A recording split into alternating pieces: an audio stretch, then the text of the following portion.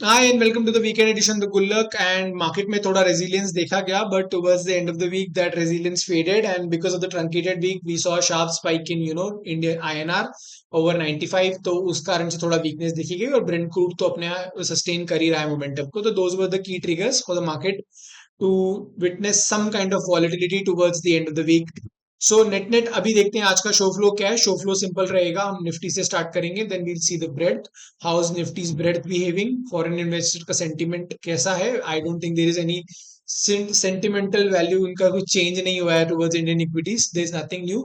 Which sectors we are watching वो भी एक एंड ऑफ द ग्लांस लेंगे और एंड करेंगे यूएस मार्केट के एक व्यू के साथ और की इवेंट्स जो कि हमें दिख रहे हैं। ठीक है, स्टार्ट करते हैं निफ्टी के मंथली चार्ट के साथ because we are approaching month, we just have finished the April month का closing. So let's start from the monthly chart of Nifty. This is basically for investors जो mutual fund वगैरह करते हैं और उनका long term horizon है, और उनके लिए बेसिकली अगर हम देखिए तो हमने लास्ट वीक ये डिस्कस किया था और काफी टाइम से ये डिस्कशन है, जब तक मार्केट 21,700 या 21,800 के इस जोन को ब्रीच नहीं करता है ऑन द क्लोजिंग बेसिस, तब तक मार्केट में ऐसे वीकनेस का स्ट्रक्चर ब्रेकडाउन नहीं हुआ है इंडेक्स का, बिकॉज तब हमारे लिए ये टारगेट बन जाता है, इतना रेंज नीचे मार्केट ट्रेवल कर सकता है, जो अभी तक नहीं हुआ है। We can see a bullish harami on the monthly chart which is a bullish reversal pattern, और ये पैटर्न तब कंफर्म होता है जब इसका हाई के ऊपर मार्केट की क्लोजिंग होती है।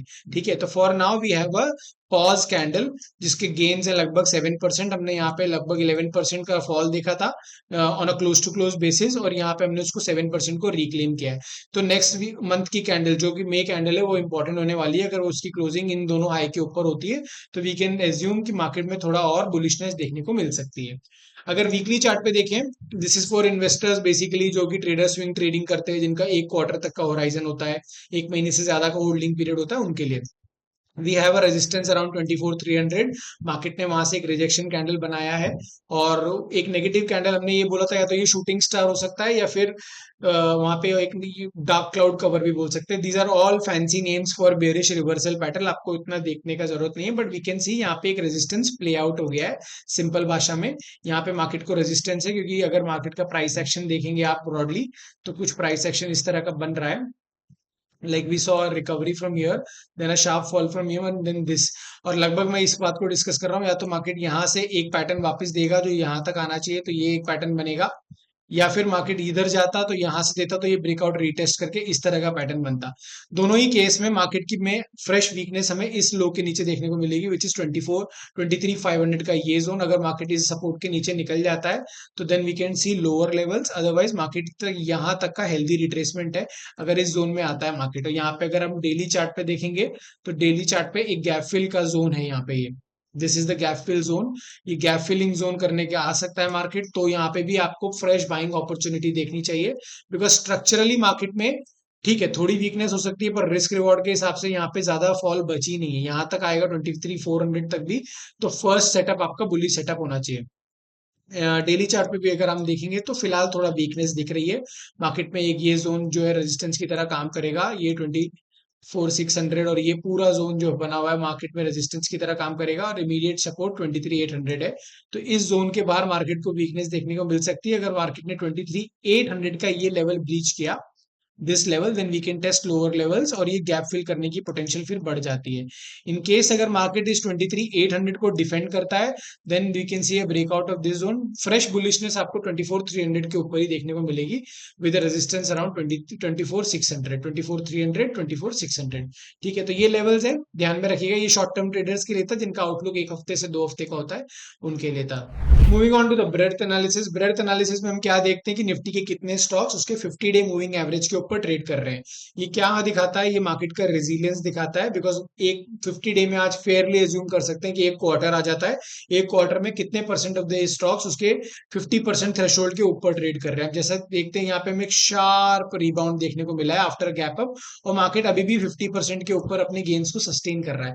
दिस मीन्स की मार्केट में निफ्टी में कुछ पॉकेट्स में ऐसे स्टॉक्स हैं जो अपने 50 डे मूविंग एवरेज को despite this much weakness protect करके चल रहे हैं, और जब तक ये रीडिंग 50% के थ्रेशोल्ड के नीचे नहीं जाती है, मुझे लगता है सेंटिमेंट वाइज यहाँ पे वीकनेस हमें देखने नहीं मिलेगी। फर्स्ट साइन हमें यहाँ से देखने मिलेगा कि अगर ये 50% के नीचे निकल जाता है। ये है हमारा drawdown to peak Nifty में अपने रीसेंट टॉप से, रीसेंट हाई सिग्नल जो अपना ऑल टाइम आया था उससे मार्केट कितना नीचे, ये हम परसेंटेज टर्म्स में मेजर करते हैं। तो अभी भी अगर आप देखेंगे तो 8 से 10% की रेंज में मार्केट है, और लगभग लगभग यहाँ पे इस जगह के 10-14%, 16% के आसपास, 15-16% के आसपास मार्केट ने एक बॉटम बनाया था, which is around this level. तो यहाँ मार्केट ओवरसोल्ड हो गया था। अब फ्रेश बुलिशनेस हमें, जैसे मैंने देखा, कब देखने को मिलेगी, जब मार्केट का, अगर मार्केट इस जोन में वापस आपको मिलता है, तो यहाँ पे मुझे लगता है जो इस तरह का लोअर लेवल था, अनलेस देर इज समथिंग, बहुत ही कुछ गलत हो जाए तो वो बात अलग है, अदरवाइज मार्केट अगर यहाँ पे वापस आता है तो यहाँ पे एक फ्रेश अपॉर्चुनिटी देखनी चाहिए टू गो लॉन्ग, बिकॉज वहां पे रिकवरी फास्टर होगी और मार्केट काफी टाइम से, इफ यू कैन सी 2024 से यहाँ तक का एक लंबा टाइम टाइम करेक्शन और प्राइस करेक्शन हुआ, फिर मार्केट में थोड़ा रिबाउंड देखने को मिला, उसके बाद से वापिस से हम यहाँ प्राइस करेक्शन और टाइम करेक्शन में जा रहे हैं। क्या ये इतना लंबा जाएगा? We don't know the answer, but अगर यहाँ से रिकवरी आती है 2 से 3 महीने में, 3 महीने लगेंगे, 1 क्वार्टर लगेगा, तो हमें फ्रेश बुलिश सेंटिमेंट देखने चाहिए। And now this is for active traders. Active traders मतलब जिनका शॉर्ट टर्म होराइजन होता है। ये है निफ्टी 50 की ओपन इंटरेस्ट की मे पोजीशनिंग। ओपन इंटरेस्ट क्या होता है? यहाँ पे डेरिवेटिव मार्केट में ऑप्शंस ट्रेडर्स मई महीने की पोजीशनिंग क्या लेके चल रहे हैं from the institutional point of view in the retail and prop trading point of view. अब ये सब फैंसी टर्म है, अगर आप सिंपल भाषा में समझेंगे तो हमें ये देखने को मिल रहा है 24,000 पे कॉल का ओआई लगा हुआ है। कॉल का ओआई मतलब मार्केट पार्टिसिपेंट्स ये एक्सपेक्ट कर रहे हैं कि 25,000 will act as a resistance in the near term, this red bar, और मार्केट उसके ऊपर जाने की प्रोबेबिलिटी कम रखता है इनमें। If you see this thing, 24,000 पे कॉल और पुट बहुत ज्यादा क्वांटिटी में लग गए हैं, which is around 45-50 lakh, 45 lakh contract से ज्यादा है, 40 लाख से ज्यादा है, विच मीन्स मार्केट पार्टिसिपेंट्स ये भी एक्सपेक्ट कर रहे हैं कि मार्केट 24,000 के बेस के साथ ही काम कर सकता है for the entire may series. कहने का मतलब ये है कि अगर आपको शार्प यहाँ पे एक डाउन साइड देखने को मिलती है तो you should play for mean reversion. Sharp upside देखने को मिलता है तो भी आपको थोड़ा मीन रिवर्जन देखना चाहिए, because central focal point can remain 24,000। तो ये तो थी ओपन इंटरेस्ट की positioning from the derivatives point of view. Next हमारा डेटा है, हमारा टेक अवे। टेक अवे इस वीक का क्या है? लास्ट वीक भी हमने कहा था कि मार्केट थोड़ा ओवरसोल्ड होने के बाद रेंज बाउंड स्ट्रक्चर में जा सकता है, बिकॉज एक शार्प 10% की रैली आई है।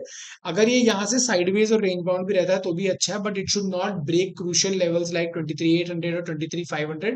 800 ब्रेक करता है तो गैप फिल के लिए आ सकता है मार्केट 23,500 पे, फिर वहां से हमें देखना पड़ेगा कि ब्रॉडर पोजिशनिंग अगर 23,500 के नीचे मार्केट जाता है तो थोड़ा वीकनेस और बढ़ सकता है। फिलहाल के लिए ब्रॉडर स्ट्रक्चर रेंज बाउंड है with this trade plan in front of your screen.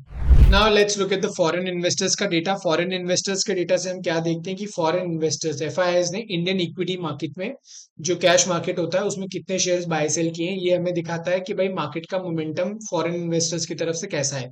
As I repeatedly say, this is not an indication of buy and sell, this is the only indication for momentum. और momentum क्यों जरूरी है? Because यहाँ से हमारा domestic mutual funds तो support कर रहे हैं, as you can see in the yellow bars, this is all DI money of mutual funds वगैरह। ऑल दीज ब्लूइश बार जो हमारे हैं ये बेसिकली ग्रीनिश बार जो है ये एफआईआईज हैं, और ये लगातार नेट सेलर्स रहे हैं, तो इनका बाय करना इक्विटीज में जरूरी है, because then only you get the momentum and index नए हाई बनाता है। Otherwise you can sustain those levels, but to build fresh highs you need some kind of momentum और ट्रिगर इन द मार्केट। तो इनका तो अभी अप्रैल महीने का भी लगभग सेलिंग काफी अच्छा था, 70,000 करोड़ का था, और मार्च में भी इन्होंने करीब 1,24,000 करोड़ की सेलिंग करी है, विच इज अगेन बेरिश। इनका सेंटिमेंट बदला नहीं है। अगर हम इनका फ्यूचर्स का पोजीशन देखें, सिंपल भाषा में क्या करता है, अगर कैश मार्केट में आप शेयर्स बेच रहे हैं तो आप अपनी पोजीशन को हेज करते हैं इंडेक्स फ्यूचर से इन द डेरिवेटिव्स मार्केट। तो अगर आप ये रेड बार देखेंगे तो ये शॉर्ट कॉन्ट्रैक्ट्स की पोजीशनिंग है कि कितने परसेंट कॉन्ट्रैक्ट्स एफआईएस के इंडेक्स फ्यूचर्स में शॉर्ट है, और ग्रीन लाइन देखेंगे तो ये लॉन्ग कॉन्ट्रैक्ट्स की पोजीशनिंग दिखाते हैं। तो लगातार आप देखेंगे जनवरी 2025 से मैंने ये डेटा प्लॉट किया हुआ है, और 80 से 90% की रेंज में लगभग लगभग उनके शॉर्ट कॉन्ट्रैक्ट्स लग जाते हैं, और मार्केट में उसी तरह की पोजीशनिंग होती है, आपको दिखेंगे आउट्स ऑफ प्रॉफिट बुकिंग आती रहती है। तो अभी भी इनका इंडिकेशन ये है कि 80-90-70% पे, करीब 87% पे इन्होंने मे सीरीज स्टार्ट करी है with short contracts. This again signals कि इनका जो ब्रॉडर सेंटिमेंट है अभी वीकनेस का ही है। अब एक बार सेक्टोरल स्ट्रेंथ देख लेते हैं मार्केट की, कि कौन से सेक्टर्स ने निफ्टी को रेगुलर बेसिस पे आउट परफॉर्म कर रहे हैं, क्योंकि एक बात ध्यान रखना जरूरी है, जो भी सेक्टर्स निफ्टी को अभी आउट परफॉर्म कर रहे हैं, और अगर निफ्टी में यहाँ पे बुलिश मोमेंटम रिटर्न होता है तो ये सेक्टर्स ज्यादा आउट परफॉर्म करेंगे। As you can see on your screen we see defence जो कि एक बहुत ही अग्रेसिव प्ले, मतलब अभी वैल्यूएशंस के हिसाब से, बट डिफेंस अभी भी आउट परफॉर्म कर रहा है इन द, ये डेटा मैंने जनवरी से प्लॉट किया है, तो जनवरी 2026 से अगर देखेंगे तो defence is out performing energy because of the crude oil prices, and वो अगर हमें देखा एनर्जी आउट परफॉर्म कर रहा है। मेटल्स कंटिन्यूसली लास्ट अक्टूबर से, जब से हम साथ है तब से मेटल्स में हम देख तेजी बनती हुई देख रहे हैं। फार्मा भी थोड़ा पॉजिटिव है, कंज्यूमर ड्यूरेबल्स पॉजिटिव है। अब PSU bank, oil and gas, यहाँ पे थोड़ी प्रॉफिट बुकिंग दिख रही है, लेकिन मेजर पॉकेट्स अगर आप देखेंगे तो सेंटिमेंट और ट्रिगर के हिसाब से आप एनर्जी, मेटल और फार्मा और अभी कंज्यूमर ड्यूरेबल पे भी फोकस कर सकते हैं, बिकॉज इनमें सेंटिमेंट बना हुआ है। और डिफेंस तो आप हमेशा ही ऐसे देख के चलिए कि जब भी थोड़ा पोर्टफोलियो का पार्ट होना ही चाहिए, बट कहाँ लेना है वो एक डिसीजन पूरा स्ट्रेटेजिक होता है कि एकदम टॉप पे नहीं लेना है, ठीक है। Now let's look at the US market. US market में S&P 500 में हमें एक फ्रेश ऑल टाइम हाई देखने को वापस मिला है, और लगभग लगभग अगर हम बॉटम से देखें यहाँ पे ब्रेकडाउन से ईरान वॉर के, तो हमें एक वन वे लगभग लगभग 15% की रैली देखने को मिल चुकी है, विच इज सिग्निफिकेंट। मतलब यहाँ पे इस तरह का रैली इज रियली सिग्निफिकेंट। तो अगर यहाँ पे इसका स्ट्रक्चरल जो ट्रेंड है वो बुल मार्केट का ही है, और अगर यहाँ पे हमें एक पुल बैक मिलता है, जैसे कि रिवर्सल कैंडल बना है एक फर्स्ट में को, अगर फर्स्ट पुल बैक मिलता है यहाँ पे, क्योंकि आरएसआई काफी हीटेड जोन में है, 70 के ऊपर सस्टेन कर रहा है, तो इस जोन में कहीं भी पुल बैक मिलता है तो पहला इंस्टेंट, पहला जो हमारा अप्रोच होना चाहिए वो बाइंग का ही होना चाहिए, बिकॉज अपने एवरेजेस से भी काफी दूर निकल गया है और इसका ट्रेंड स्ट्रक्चरली बुलिश रह सकता है। तो यहाँ पे आके हमें कोई रिवर्सल पैटर्न देखना चाहिए, उसके बाद यहाँ पे एक अच्छा प्राइस एक्शन बनेगा। ये शॉर्ट टर्म पर्सपेक्टिव से था। लॉन्ग टर्म के लिए आप भी अभी यहाँ पे लमसम अवॉइड कीजिएगा, बिकॉज मार्केट में काफी बड़ी रैली आ चुकी है। Wait for a pullback, अगर मीनिंगफुल पुल बैक आता है before the midterm elections, तो वहां पे आपको एक अपॉर्चुनिटी देखने को मिलेगी। So this was all for this week. Video अच्छा लगा हो तो लाइक करना, चैनल को सब्सक्राइब करना और अपने फ्रेंड्स एंड फैमिली के साथ भी शेयर करना।